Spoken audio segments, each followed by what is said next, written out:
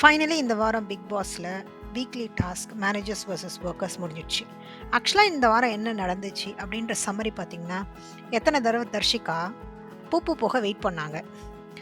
சுச்சு போக தீபக் எத்தன நேரம் வெயிட் பண்ணாரு.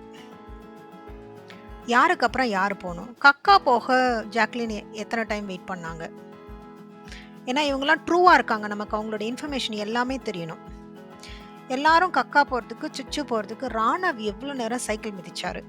விஷால் அத தாண்டி மிதிச்சாரு. நடுவுல வந்தாலும். சௌந்தர்யா எத்தன தடவ மிதிச்சாங்க. சோஃபால உட்காந்து "ஏன் கக்கா லைன் எனக்கு எப்ப கிடைக்கும்?" அப்படின்னு வெயிட் பண்ணிட்டு இருக்க முத்துக்குமார்.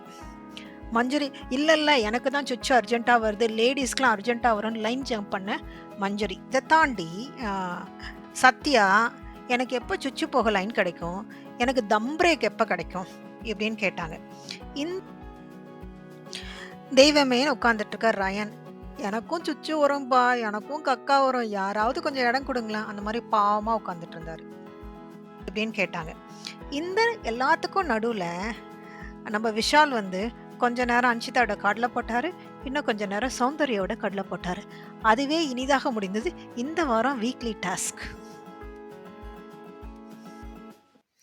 இந்த மாரி வீக்லி டாஸ்க்க கன்டின்யூ பண்ணா பிக் பாஸ் டிஆர்பி ரேட்டிங் கூரைய பிச்சுக்கிட்டு கொட்டும்.